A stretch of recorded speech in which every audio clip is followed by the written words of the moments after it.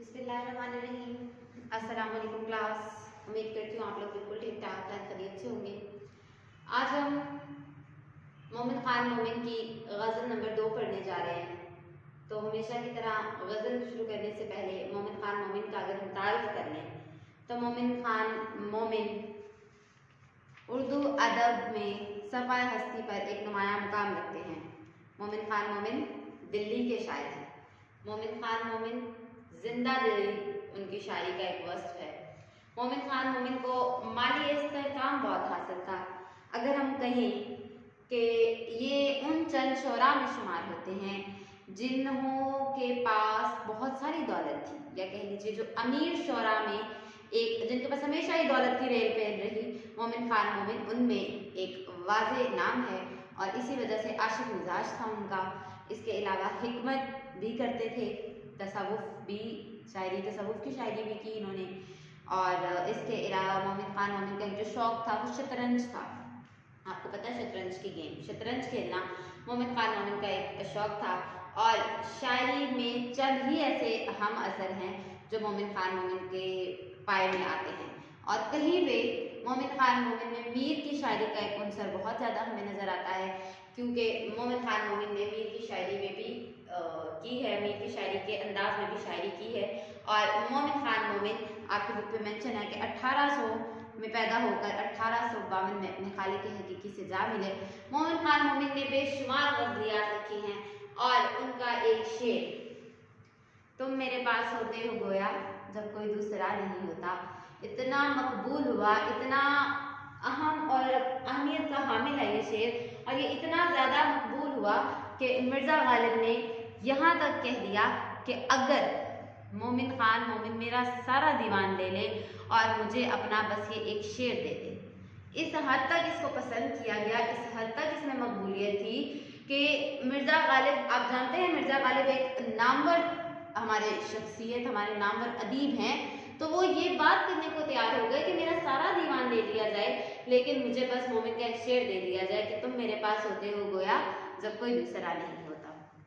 अब हम चलते हैं अपनी गज़ल की तरफ, लेकिन इस गज़ल को शुरू करने से पहले मैं आपको एक चीज़ बता दूं कि जो एक हम लोगों का कॉन्सेप्ट है गज़लियात के हवाले से कि महबूब का बेवफा होना ज़रूरी है, जालिम होना ज़रूरी है और महबूब की बेरुखी ज़रूरी है, तभी गज़लियात लिखी जाती है। क्योंकि गज़ल क्या है, आओ फरियाद का नाम है, चीखो पुकार का नाम है। तो वो कब होती है, जब दिल में तकलीफ होगी फिर ही चीखो पुकार होगी। तो ये सब तो हमें पता है, ठीक है, ये तो हम पढ़ते आ रहे हैं अपनी गज़लियात में। लेकिन इस गज़ल में जो एक चीज़ है वो है खुसूसी पस मंज़र। और वो खुसूसी पस मंज़र क्या है, वो खुसूसी पस मंज़र ये है कि मोमिन खान मोमिन के एक दोस्त हैं फजल हक खैर साहब, फजल हक खैराबादी, ये इनके दोस्त हैं। इनसे इनकी कुछ रंजिश हो गई, कोई लड़ाई झगड़ा हो गया किसी बात पर। तो जब इनकी लड़ाई हो गई तो फिर कहते हैं कि उस वक्त मोमिन खान मोमिन ने ये शेर कहा कि ठानी थी दिल में अब ना मिलेंगे किसी से हम। तो फिर ये उन्होंने, जब उनकी लड़ाई हो गई तो वो वहाँ से चले गए।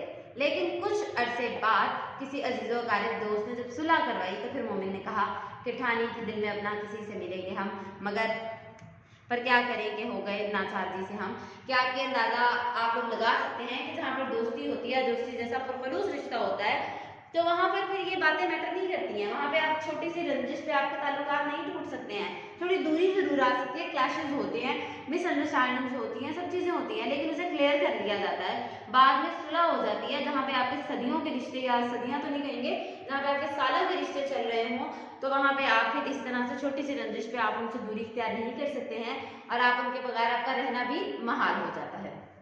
अब इसका पहला शेर देखिए कि ठानी थी दिल में अब ना मिलेंगे किसी से हम, पर क्या करें कि हो गए नाचार जी से हम, कि नाचार जी से हम मजबूर हो गए। किसके हाथों, जी के हाथों। जी क्या है, दिल के हाथों मजबूर हो गए। तो इसका मफहूम देखिए कि मैंने महबूब से करके ताल्लुक का पुख्ता इरादा कर लिया, मगर अमली तौर पर ऐसा ना कर सका कि मैंने सोच लिया था कि अब बाकी जितनी भी जिंदगी है, जो भी मेरी जिंदगी में रह गया है, मैं कभी भी अपने महबूब से नहीं मिलूंगा, मैं कभी भी आपसे मुलाकात नहीं करूंगा।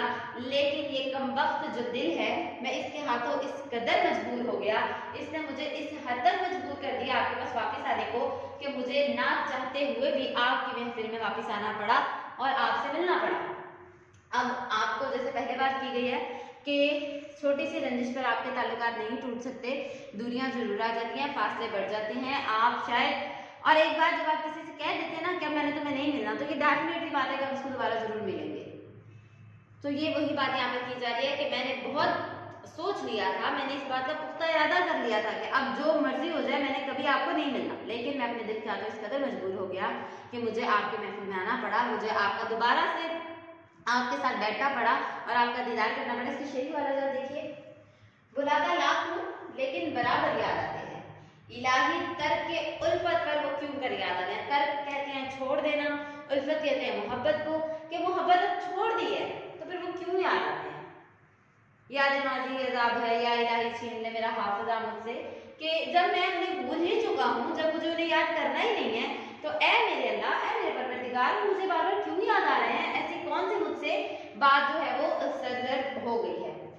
अब आप ये देखिए कि तर्क ताल्लुकात पर रोया न तू न रोया मैं, तर्क ताल्लुकात पर रोया न तू न रोया मैं, लेकिन ये क्या, चैन से सोया न तू न सोया मैं, कि दोनों तरफ बराबर ही बात है, कि एक तरफा बात नहीं है, दो तरफा बात है। तो दोनों को मसला हो रहा है, ना वो सुकून उसको है, ना दूसरी पार्टी को सुकून है, ना आशिक को सुकून है, ना माशूक को सुकून है, दोनों ही आपस में जो है वो रह रहे हैं। अब जो हम मोमिन खान मोमिन को हमने जब जब देखेंगे तो मोमिन खान मोमिन एक ट्रायंगल बना दिया है, और इनकी सारी नज़्म में ये ट्रायंगल, ये जो मोहब्बत की मुसल्लत है ना, ये हमें मिलेगी। वो क्या है जी, आशिक, महबूब और रकीब, और दरमियान है जी हमारे मोमिन।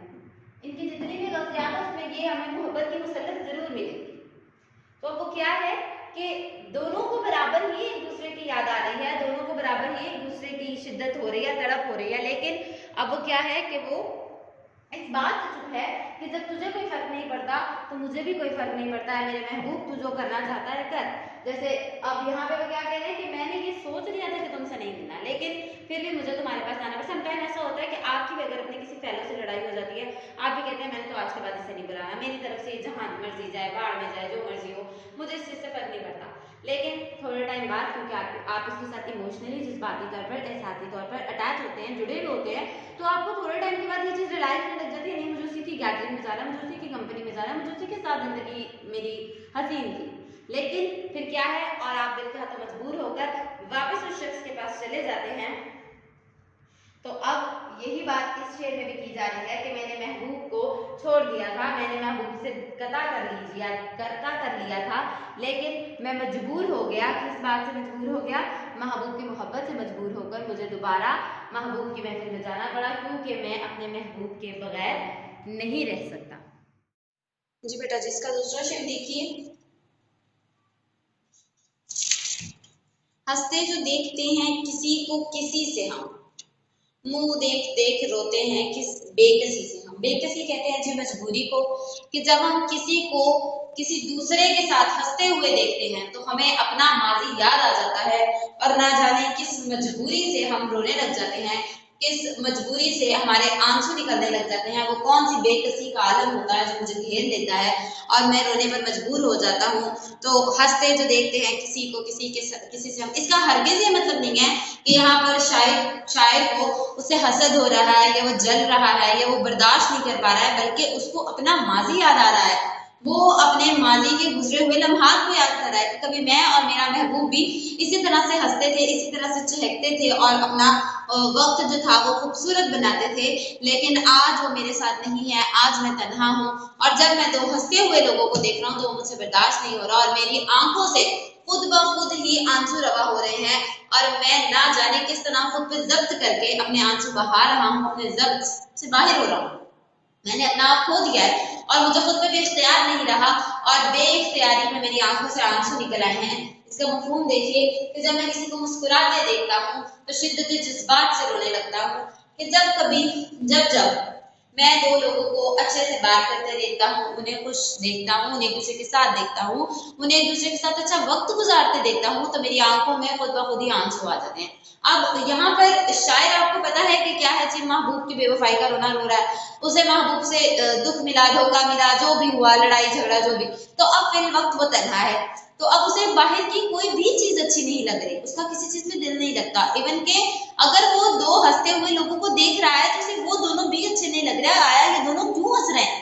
क्यों? क्योंकि उनको साथ देकर, उनकी हंसी देखकर वो ये सोचता है कि काश मेरा महबूब भी ऐसा होता, काश मेरा महबूब भी इस तरह से मुझसे बात करता है, या इस तरह से मेरा महबूब भी मुझसे मुस्कुराता और इसी तरह मुस्कुरा मुस्कुरा कर मुझसे गुफ्तगू करता है। इसीलिए उसे बाहर की कोई चीज अच्छी नहीं लग रही है।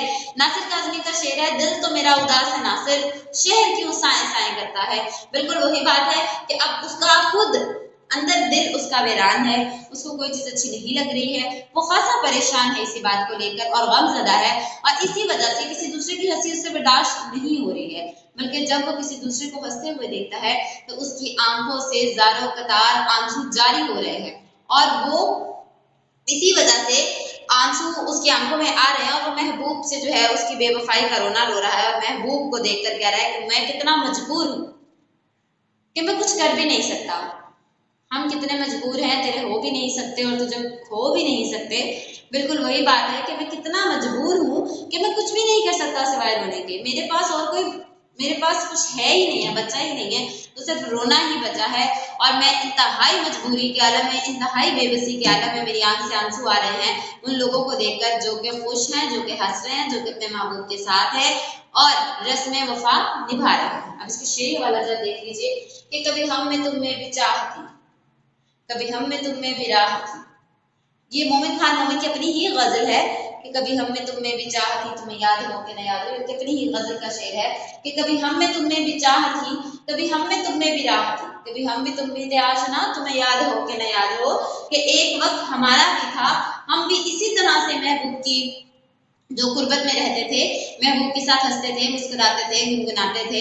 लेकिन आज वक्त बदल गया है तो मुझे इस बात पे रोना आ रहा है कि वो वक्त, वो हसीन लम्हात, वो खूबसूरत जज्बात, वो एहसासात, वो सब के सब कहाँ चले गए हैं। तो इसीलिए वो कह रहे हैं कि कभी हम में तुम में भी चाहते कि हम, वो वक्त भी था जब हम तुम दोनों भी एक जैसे ही थे, और कभी हम में तुम में भी राहते, कभी हम भी तुम भी थे आशना, तुम्हें याद हो कि न याद हो। क्या मेरे महबूब तो भूल गया होगा हर बात, लेकिन हम आज भी नहीं भूले। उसके बाद अगला शेर देखिए, कुछ ना कुछ होता है आदमी के बारे में, बेसबब उदासी भी बेसबब नहीं होती। कि अगर वो रोने बैठा है, अगर उसकी आंख छलकी है, तो फिर कहीं ना कहीं तो कुछ हुआ है ना, उसका वो हर्ट हुआ है, उसका दिल दुखा है, उसको कहीं ना कहीं कोई दुख है, कोई ऐसी चीज है जिसने उसे रोने पे मजबूर कर दिया, तो ही वो रोया। तो ये यहाँ पे शायद कह रहे हैं कि कुछ ना कुछ जरूर होता है आदमी के साथ, बेसबब कोई भी उदास नहीं रहता। अगला देखिए, आपस में जब मिलते हैं जो बिछड़े हुए साथी, अदम हम बेसहारों को बड़ी तकलीफ होती है। अब इसका ये मतलब नहीं है कि उन्हें हसद होता है ये लोग क्यों मिले हैं या वो फसाद फैलाने वालों में से है, नहीं, बल्कि वो ये सोच के उन्हें तकलीफ होती है कि काश मेरा महबूब भी मुझे मिल जाता, काश हमारे दरमियान के जो इख्तलाफात हैं वो खत्म हो जाते और हम भी बाकी लोगों की तरह हंसी खुशी जिंदगी गुजारते। तो ये चीज जो है वो बड़ी तकलीफ देते हैं। तो यही बात इस शेर में भी शायद कर रहा है कि जब जब मैंने किसी और को देखा है हंसते मुस्कुराते हुए, तब तब मुझे बड़ा दुख हुआ है, तब तब मुझे बड़ी तकलीफ हुई है और मैं खुद पे इख्तियार नहीं रख सका और मैं जो हूँ मजबूर हो गया हूँ रोने से। अश्क आंखों में कब नहीं आता, लहू आता है जब नहीं आता। तो बिल्कुल वही बात है कि मैं बड़ा ही मजबूर होकर रोने लगा हूँ और रोना मुझे यूं ही बेसबब नहीं आया, ये रोना यूं ही बेसबब नहीं है। दरिया कुछ अभी हुआ है कि कोई दीवार से गिरी है कहीं, दरिया ये बेसबब नहीं आता कि रोना धोना जो है किसी को भी बेसबब नहीं आता, कहीं ना कहीं पे कोई ना कोई दुख, कोई ना कोई वजह ऐसी जरूर होती है, तो फिर ही वो इंसान रोता है, फिर ही आंख छलकती है। और इस शेर में भी आपने यही समझा कि वो क्या कहता है कि जब जब मैं किसी को हंसते मुस्कुराते साथ देखता हूँ तो मेरा दिल जो है, मैं खुद, मेरी आंखें बेकसी से इंतहाई मजबूरी लाचारी के आलम में खुद ब खुद रोने लग जाती हैं, खुद ब खुद छलकने लग जाती हैं। इसका तीसरा शेर देखेंगे जी अब हम, और वो क्या है कि उसमें शायर कह रहा है, हमसे ना बोलो तुम इसे क्या कहते हैं भला, इंसाफ कीजिए पूछते हैं आप ही से हम। अब देखिए कि आशिक को उसके महबूब ने कह दिया है कि आप जाइए यहाँ से, आप हमसे बात ना करिए। तो अब जो महबूब है, आशिक है, वो महबूब से कह रहा है कि हमसे ना बोलो इसे क्या कहते हैं भला, कि अगर मैं आपसे पूछूं कि इस बात का मतलब क्या है कि मुझसे हम कलाम ना होना, मुझसे अब बात ना करना, मैं तुमसे बात करने से गुरेजा हूँ, तो इस बात का क्या मतलब है, इसे क्या कहते हैं, तो ये तुम ही मुझे बताओ, क्योंकि ये बात भी तुम ही ने की है और इसका बेहतरीन जवाब और इस बात का इंसाफ भी तुम ही कर सकते हो कि तुम मुझे कह रहे हो कि आप हमसे हम कलाम न हो। आप खुद ही इंसाफ करें कि इसका क्या मतलब है, कि इस बात का क्या तुक हुआ कि आप मुझे अब कह रहे हैं कि तुम हमसे ना बोलो। रूठ के जब कोई इंसान किसी से नाराज हो जाता है तो वो इसी तरह से कह रहा है कि मुझसे बात ना करना और मुझे तुमसे बात करनी ही नहीं है। तो शायद कह रहा है कि ए मेरे महबूब, मुझ पे इतना जुल्म ना ढा, मेरी इस बात को समझ तो सही। तू मुझे कह रहा है कि तुम हमसे ना बोलो, अगर हम तुमसे ही नहीं बोलेंगे तो कहाँ जाएंगे। मैं तुम्हारे बगैर, बात किए बगैर मेरा दिन नहीं गुजरता, मेरी सुबह नहीं गुजरती, मेरी शाम नहीं कटती। तो अगर हम तुमसे ही ना बोले तो हम जाए तो जाएं कहाँ। लेकिन अगर तुम जरा नजरे सानी करो, अगर तुम थोड़ा सा ध्यान दो, अगर तुम थोड़ा सा गौर करो तो तुम्हें पता चलेगा इस लड़ाई के पीछे भी तुम्हारी ही गलती है। इस लड़ाई के पीछे जो वजह है वो तुम्हारी ही वजह है, वो तुम्हारी ही वजह से ये सबका सब जो काम है ये सरदर्द हुआ है। तो ए मेरे महबूब, थोड़ा तो रहम कर, थोड़ा तो सोच, तूने किस अंदाज से, किस लहजे से कह दिया कि हमसे ना बोलो, मुझसे बात ना करो। मुझसे तो ये सुनकर ही मेरा दिल तड़प उठा है। मैंने किसी से पूछा कि मरना क्या होता है तो उसने चलते चलते मेरा हाथ छोड़ दिया। तो ये वो बात, जान निकलना कैसा होता है, तो उसने चलते चलते मेरा हाथ छोड़ दिया। तो वो जो मेरे महबूब इस तरह से मुझे मोहब्बत के बीच राह में ये मत बोलो कि तुम हमसे ना बोलो। मैं तो तुम्हारी खातिर कुछ भी करने को तैयार हो गया हूँ और तुम मुझे कह रहे हो कि हमसे ना बोलो। अब अगर हम तुमसे ही ना बोले तो हम जाएं तो जाएं कहाँ। अब ये देखिए कि आप अपनी ही अदाओं पर जरा गौर करें। हम अगर अर्ज करेंगे तो शिकायत होगी। इससे शेरी वाला दर्ज हम लोग लिखेंगे कि अब महबूब क्या कह रहा है और शायद क्या कह रहे हैं अपने महबूब से कि आप खुद पे तो थोड़ा सा गौर करो कि कहीं ना कहीं गलती आपकी भी है और इस तमाम लड़ाई के पीछे आप भी वजह हैं। तो आप खुद पे तो गौर करें। अगर मैं कुछ कहूँगा तो फिर आप बुरा मानेंगे, फिर आपको शिकायत होगी, फिर आप नाराज हो जाएंगे इस बात से। तो पहले आप खुद पर थोड़ा सा तो गौर करें कि इस सारी वजूहात के पीछे कहीं ना कहीं आप भी मुलव्विस हैं, आप भी गलती पर हैं। सारी की सारी गलती, सारे के सारे बेवफाइयों के इल्जाम, सारे के सारे जो जितने भी आप दावे कर रहे हैं वो मुझ पे मत करिए। कुछ खुद पे भी गौर कीजिए, कुछ खुद पे भी नजरसानी कीजिए। हम हैं मुश्ताक, वो हैं बेजार, या इलाही ये माजरा क्या है। ये मिर्जा गालिब का शेर। अब आप देखिए कि जिंदगी में एक वक्त ऐसा आता है, आप कोई भी रिलेशन है तो उसमें एक वक्त ऐसा आता है कि चलते चलते इंसान थक जाता है। वो कहता है यार क्या है, खत्म करो इस झंझट को, मैं नहीं निभा सकता, हाँ वो जितना ही क्लोज क्यों ना हो। इसके मजाजी में एक वक्त ऐसा आता जरूर है कि वो कहता है कि यार मैं अब और नहीं चल सकता, मैं फेड अप हो गया हूँ, मैं तंग आ गया हूँ, मैं थक गया हूँ। तो या मिर्जा कह रहे हैं कि हम है मुश्ताक, वो है बेजार, या इलाही ये माजरा क्या है। तो महबूब कह रहा है कि शायद महबूब से कह रहा है कि मेरे महबूब तू ही मुझसे बेजार हुआ है, तू ही मुझसे दगा कर रहा है और तू ही मुझसे कह रहा है कि तुम हमसे ना बोलो। अब अगर हम तुमसे ना बोले तो फिर हम किससे बोले। तो अब यहाँ पे शायद देखिए अगला शेर वाला देखिए, वफा करेंगे निभाएंगे बात मानेंगे, वफा करेंगे निभाएंगे बात मानेंगे। तुम्हें भी याद है कुछ, ये कलाम किसका था कि ए मेरे महबूब, ये बात किसने की थी कि हम वफा करेंगे निभाएंगे बात मानेंगे। तुम्हें कुछ याद है कि तमाम की तमाम बातें किसकी थी। ये तमाम की तमाम बातें तुम्हारी थी मेरे महबूब और अब तुम इनसे मुकर रहे हो। ये वो बातें हैं, साथ जीने की कस्में, साथ मरने के वादे, ये तमाम की तमाम वो बातें हैं जो तुमने मुझसे की हैं। ये वो वादे हैं जो तुम मुझे दे चुके हो और अब तुम इनसे फरार हासिल नहीं कर सकते हो। तो है मेरे महबूब, अब मुझ पे ये जुल्म ना ढाओ और मुझे ये मत बोलो कि तुम मुझसे मुखातिब ना हो या तुम मुझसे बात ना करो। अब मेरी जिंदगी तुम्हारे बगैर नहीं चल सकती और अब मैं जिंदगी को तुम्हारे बगैर जीने का तसव्वुर भी नहीं कर सकता। ये थे हमारे 3 शेर जो हमने आज के लेक्चर में पढ़े हैं। इंशाल्लाह बाकी के इसके जो 4 अशार हैं वो हम इंशाल्लाह अपने नेक्स्ट लेक्चर में कंप्लीट करेंगे।